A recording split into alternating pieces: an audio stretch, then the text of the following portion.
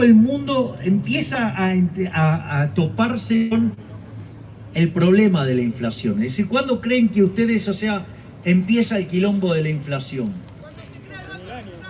No, arrancó un poco antes el problema de la inflación. No, el tema es el siguiente. A ver, les voy a dar una pista. Los primeros que empezaron a estudiar el problema de la inflación eran lo que se llama en la historia del pensamiento económico los escolásticos. Es decir, los curas que estaban ¿en dónde? En la escuela de Salamanca. Es decir, en España. Es decir, durante el siglo XVI. ¿Por qué creen que pasó eso? Llegaba el oro. Exactamente. ¿A qué vinieron a descubrir América? ¿Se vinieron a qué? Se llevaban el oro. Entonces, ¿se llevaban el oro a dónde? A España. Entonces entraba el oro en España y ¿qué descubrieron? Que empezó. ¿Y cómo es que valía menos? Porque en realidad al generar el exceso de oferta de oro, el poder adquisitivo del oro que hacía caía, es decir, ustedes necesitaban más unidades monetarias, ¿para qué? Para comprar lo mismo. Y ahí, digamos, también aparece Hume, que entiende la lógica que es a quien se le acredita el inicio de la teoría cuantitativa. ¿Y qué es lo que ve Hume? Que aquellos países que les ingresaba el oro se volvían muy caros. Entonces, ¿qué les pasaba? ¿Les convenía qué cosa? Comprar en el exterior. Y entonces el oro, ¿a dónde se iba? Se iba hasta los otros países. ¿Y cuándo se equilibraba esto? Cuando todos, digamos, habían llegado a un mismo nivel de precios corregido por el tipo de cambio, si quieren tomar un tipo de cambio, porque las monedas pesaban distinto. Es decir, que en el fondo, es decir, los españoles laburaron como negros, se vinieron hasta América, llevaron el oro y el oro terminó repartido, digamos, de la misma manera. ¿Dónde? En toda Europa, pero con precios más altos expresados en oro. ¿Por qué? Porque había más oro. O sea, es como que dimos la vuelta y quedamos igual. Pero en el medio perdimos un montón de recursos. Ahora, la pregunta es, ¿y entonces por qué carajo lo hicieron? Bueno, porque hay un efecto que también es muy importante, que es la distribución del ingreso. El que recibe primero ese oro, ese que logró ¿qué? Y comprar más barato. Es decir, el que compra primero, compra más barato. ¿Y a quién joden? Al último orejón del tarro que recibe el dinero. Eso se llama efecto Hume-Cantillon. Es decir, se genera una redistribución del ingreso. Y adivinen que cuando imprime el Banco Central, ¿quién es el que gana? Los políticos. ¿Y quién es a la postre el que termina perdiendo? Los laburantes. Es decir, que el Banco Central es un mecanismo por el cual se estafa a los más vulnerables, que son aquellos que no tienen forma de escapar del impuesto inflacionario. Ahora bien, entonces estamos ya en condiciones de ver la naturaleza monetaria de la inflación. Yo lo suelo explicar con un ejemplo regularmente, y es, supongamos que yo estoy en mi casa, sí, es una economía que hace transacciones en monedas de oro, y tengo un amigo que es físico y viene con un químico y me dicen, ¿sabés qué? Descubrimos la fórmula para copiar el oro y nadie se da cuenta. Entonces, mirá vos qué interesante. Entonces, ¿qué empezamos a comprar plástico, ¿para qué? Para fabricar oro. Para comprar, exactamente, para fabricar oro. Ahora, ¿cuál es el tema? Empieza a subir el precio del plástico y nosotros recibimos ese plástico. Entonces, ¿ahora qué hacemos? Lo convertimos a oro. Mientras que ese oro está en mi casa, es solamente ¿qué? Una falsificación. ¿Hay delito? No, ¿por qué? Porque está todavía en mi casa. Al estar en mi casa, todavía eso no constituye delito. ¿Cuándo se lleva de...? Cuando lo metes en el sistema. Exactamente. Cuando yo voy con ese oro y lo llevo al mercado y empiezo a comprar cosas, como la gente está pensando en otra cantidad de oro dentro de la economía, ¿qué pasa? Los estoy estafando. Es como que me entienden, como que ustedes les cambiaran mano a mano una moneda por la otra, pero ustedes le están dando oro falso a cambio de oro de verdad. ¿Y cómo se termina reflejando ese proceso? En que todos los precios expresados en unidades áureas suben. ¿Por qué? Porque yo, dada la demanda de oro, aumenté la oferta de oro, el poder adquisitivo del oro cayó y todos los precios expresados en unidades monetarias subieron. Toda esa suba de precios es que entonces el impuesto inflacionario. Y eso es una estafa en favor de quién? Del que metió el oro falso. ¿Y quién es el que puede hacer esa falsificación a la perfección? El Banco Central. Es decir, que sobre todas las cosas, el primer problema central es que es inmoral. ¿Por qué? Porque constituye una estafa. Bien. Por lo tanto, gracias.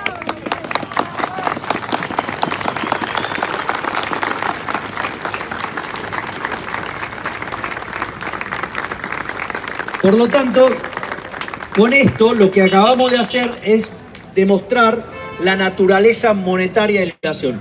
Es decir, aquella frase tan trillada de Milton Friedman que decía: la inflación es siempre y en todo lugar un fenómeno monetario. Y cada vez que la oferta de dinero crezca por encima de la demanda de dinero, se va a generar una pérdida del poder adquisitivo del dinero que va a hacer que todos los precios expresados en unidades monetarias suban. Y eso se llama inflación. Entonces, pero como ustedes sabrán, digamos, eso de la inflación de la naturaleza monetaria, que está aceptada en todo el mundo civilizado, que casualmente son aquellos que lograron bajar la inflación, también hay un conjunto de pelotudos que oscilan entre 5 y 10 países del mundo. Hay uno que está siempre entre los 5 mejores del ranking, ¿quién es? Argentina. Y básicamente que dicen que la inflación es multicausal. O sea, tiene que ver con cualquier cosa menos con la emisión de dinero. Bien, exacto, porque son chorros, dicen eso, exactamente. ¿Dónde está el origen de ese problema? Si ustedes recuerdan, yo di 2 definiciones de inflación. Y hay una definición que dice que es la suba generalizada de todos los precios de la economía. Entonces pone el foco en la suba de precios. Hay un señor que publicó un libro en 1936, ¿sí? Digamos, una basura, un panfleto escrito para políticos chorros y ladrones, que se llamaba Keynes, John Maynard, ¿sí? Y en el siglo XXI, lo que dice Keynes es que los precios vienen determinados por los costos. Es decir, que los precios son un margen de ganancia sobre los costos. Y como solamente considera el trabajo, es un margen sobre los salarios. Por lo tanto, en realidad, cuando los precios suben para Keynes, y obviamente todos los que adhieren a eso, básicamente, ¿qué es lo que pasa? Hola, ahí está. Básicamente, lo que está diciendo es que la suba de precios es culpa o de los trabajadores o de los empresarios. Eso es lo que señala cuando ustedes toman de referencia ese capítulo de Keynes. Entonces ustedes lo que van a ver es que le están echando la culpa a los sindicalistas, la culpa a los empresarios, o lo que pase en no sé qué lugar de carajo del mundo. Pero nunca pasa por culpa del Banco Central. ¿Y por qué esto es importante para la mierda de la casta política? Porque entonces si la inflación es multicausal, es culpa de los empresarios, es culpa de los trabajadores, es culpa de lo que pasa en el mundo, no es culpa del gobierno, es culpa de otro. Y como estos tipos son unos psicópatas hijos de puta, que siempre están buscando echarle la culpa a otro, ¿sí? Entonces, claro, Keynes para ellos es maravilloso. Logró hacer que la culpa sea de quién, o de los trabajadores, o de los empresarios, o digamos, no sé, del gobierno anterior. Del gobierno anterior, o de, por ejemplo, no sé, de los árabes porque subieron el precio del petróleo, cualquier pelotudez. O sea, pero nunca es culpa de ellos. Entonces lo que vamos a hacer es cada una de estas hipótesis que tratan de desligar a la culpa del gobierno, yo voy a destruir cada una de estas hipótesis. Lo primero es, miren, yo no sé cuánto hace que tengo cuenta en Twitter, pero podrían chequearlo desde cuándo tengo cuenta en Twitter. Si alguien me lo chequea y me lo dice, se lo agradezco. Cuando yo hice mi cuenta en Twitter, lo primero que hice fue un desafío. Y dije, si ustedes creen que la inflación no es monetaria, ahí está. Digamos, o sea, va a ser 6 años. O sea, porque la hice el día de mi cumpleaños. Digo que es dentro de poquito. Entonces, en ese contexto, ¿qué es lo que pasa? ¿Qué? Ay, ¿qué? ¿No puede usar la bandera argentina? ¿Por qué no la puede usar? ¡Anda a laburar, Bala! ¿Por qué no puedo usar la bandera argentina? ¿Qué? ¿Solo tuya es la bandera argentina? ¿Vos sos la dueña de la bandera argentina? ¿Yo no soy argentino? Che, ¿alguien tiene alguna foto de mi documento donde dice mi nacionalidad? Digo, ¿usted no puede usar la bandera argentina? ¿Acaso no soy argentino?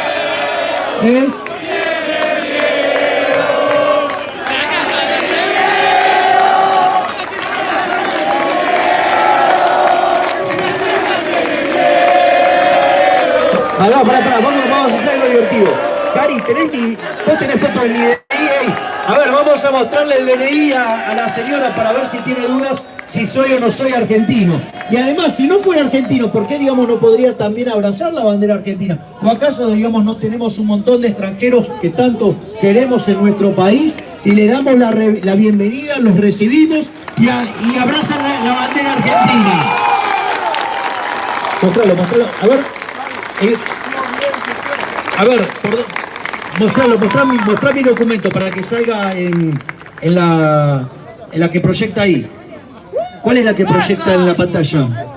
Sí. A ver, ¿se llega a ver? No, la que sale proyectada ahí. Acá, pero tiene delay. Ahí está.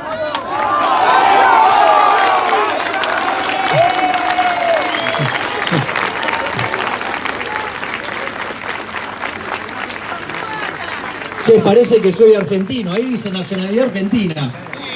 Así que bueno, digamos, o sea, me parece que puedo abrazar la bandera argentina. Gracias.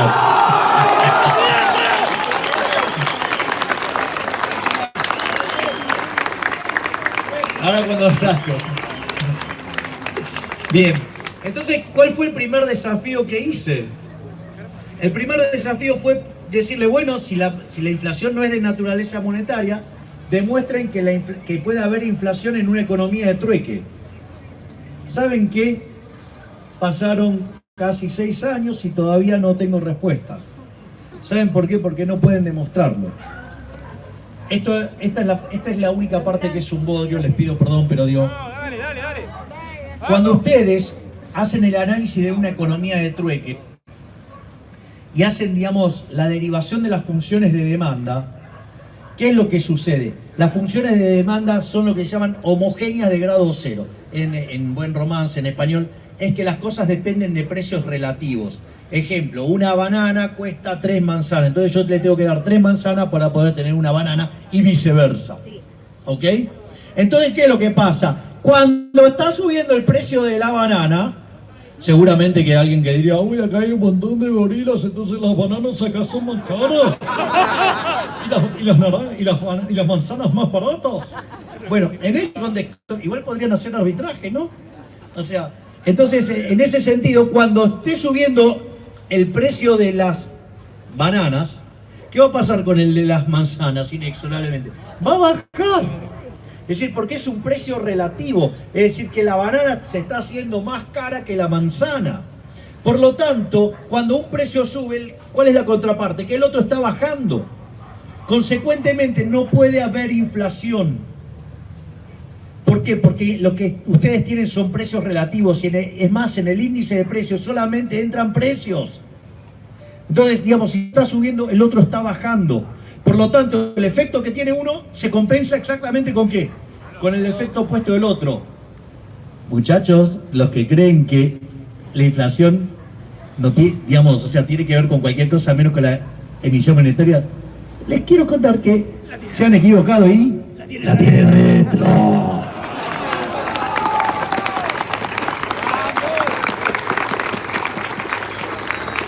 Seguro que van a decir que eso es violento. O sea, ahora rompernos el culo con inflación, no. Bueno, se van a cagar. Bien. Ahora, después es muy popular acá en Argentina algo que se llama la teoría no monetaria de la inflación. Y hay un conjunto de mequetrefes que leyeron el título y se engancharon con que la inflación entonces no era monetaria. Eso en realidad parte de todo lo que es básicamente lo que es la teoría estructuralista. La teoría estructuralista, esta es la parte más grave, ni siquiera saben de qué se trata. Es decir, ellos dicen que es multicausal y no saben de qué mierda se trata. Miren, la teoría no monetaria de la inflación o la teoría estructuralista tiene tres supuestos básicos. Uno es algo que se llama el teorema de los precios relativos. Es decir, si ustedes tienen dos sectores y uno crece más rápido que otro, el precio de ese primero va a estar cayendo relativamente respecto del que crece más bajo. ¿Está claro? ¿Por qué? Porque va a haber más de ese bien relativamente y el precio relativo de ese bien tiene que caer respecto del otro. El otro tema es que hay inflexibilidad de precios a la baja, es decir, aquellos precios que tendrían que caer no caen. Entonces, en la conjunción de esos elementos, más un modelo de dinero pasivo que convalida monetariamente, aparecen los modelos de inflación estructural. Entonces, ¿qué es estos modelos de dinero pasivo, digamos? Entonces, hay 4 modelos de dinero pasivo. Un modelo de dinero pasivo es, por ejemplo, el tipo de cambio fijo. Por ejemplo, la convertibilidad. ¿Por qué baja tan rápido la inflación en un esquema de convertibilidad? Porque en realidad la cantidad de dinero está determinada ¿por qué? Por la cantidad demandada de dinero. Es decir, ustedes solamente van a querer tener pesos, ¿sí? Y si quieren tener pesos, ¿qué tienen que hacer con sus dólares? Los tienen que vender para tener los pesos. Es decir, que esos pesos que emite el Banco Central automáticamente están mapeados ¿con qué? Con la demanda de dinero. Y como la demanda de dinero es igual a la oferta de dinero, ¿qué pasa con el nivel de precios? No se mueve, no hay pérdida del poder adquisitivo del dinero. Entonces, nosotros después de hacer después de la hiperinflación de Alfonsín, después de la hiperinflación de Menem, cuando se llega a la convertibilidad, una vez que se reacomodan los precios, que siempre decimos que tarda ¿cuánto? 18 meses. ¿Qué pasó? Ustedes en abril del 91 pusieron la convertibilidad y para 1993 no había más inflación en Argentina. Se reacomodaron todos los precios y ¿qué pasó? Se acabó el problema. En ese contexto, por lo tanto, cuando ustedes el dinero es endógeno y se ajusta a la demanda de dinero, como en este caso, automáticamente la inflación desaparece muy rápido. La otra, bueno, vení y habla vos, a ver qué podés ofrecer. Bien, vamos entonces al segundo modelo, que es lo que se llama el patrón mercancía, es decir, se emite contra bienes. Por ejemplo, cuando ustedes quieren ver algún ejemplo donde no había banco central y que el dinero era emitido de manera privada, tienen el caso, por ejemplo, de Guatemala. En Guatemala el dinero lo imprimían ¿quiénes? Los productores de café. Es decir, ¿cuándo empezó a tener problemas con la moneda Guatemala? Cuando tuvo banco central. Es decir, hasta que se manejaba desde el sector privado contra las tenencias de café, no pasaba nada. No querían tener la moneda, ¿qué hacía? Iban, reclamaban el café, después vendían el café y se quedaban con la moneda que ustedes quisieran y se acabó el problema. Pero, ¿por qué es importante este modelo? Porque este modelo lo que dice es que entonces, si suben los precios, una de las cosas que puede hacer el Banco Central es emitir para convalidar esa suba de precios. Entonces, ¿qué es lo que pasa? En este modelo, supongan que, no sea, hay un cambio en las preferencias de la gente y la gente decide consumir más del bien A y menos del bien B. Como el precio del bien B no baja, entonces el nivel de precios en la economía queda alto, los saldos reales se achican y eso podría meter a la economía en una recesión. Entonces, ¿qué es lo que hace el Banco Central? Emite contra este nivel de precios, convalida que no baje el precio que tiene que bajar y repotencia la suba del que tiene que subir. Y entonces ahí se genera el salto en el nivel de precios, o sea, se genera la inflación. Ahora, pero todo esto es posible ¿por qué?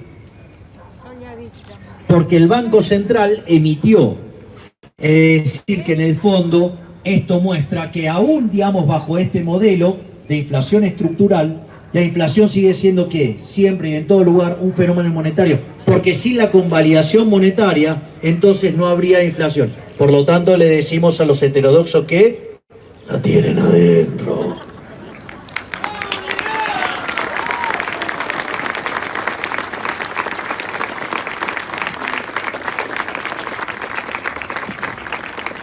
Dentro de estos modelos, Esto lo habrán escuchado también hasta el cansancio, esta porquería de la inflación es culpa de la puja distributiva. Ahora cuando lo termino de este ejemplo, digo, los quiero escuchar con ganas, decírselo, ¿no? Es decir, digamos, por un momento vamos a traer el espíritu de Maradona con Pazman. Entonces, ¿cuál es el punto? Dicen, no, porque la inflación es un problema de puja distributiva, entonces en realidad, que es el modelo patrón-salario. Entonces, como suben los salarios, como los precios son un markup sobre los costos, entonces pelean entre trabajadores y empresarios que se manifiestan en precios más altos y entonces después convalida el Banco Central emitiendo dinero y entonces ¿qué pasa? Se genera inflación. Ahora, si no estuviera la convalidación, ya sea o porque subieron los salarios o porque los empresarios escalaron los precios más altos, si no estuviera el Banco Central convalidando monetariamente, no habría inflación. Por lo tanto, heterodoxos, la recontra tienen adentro.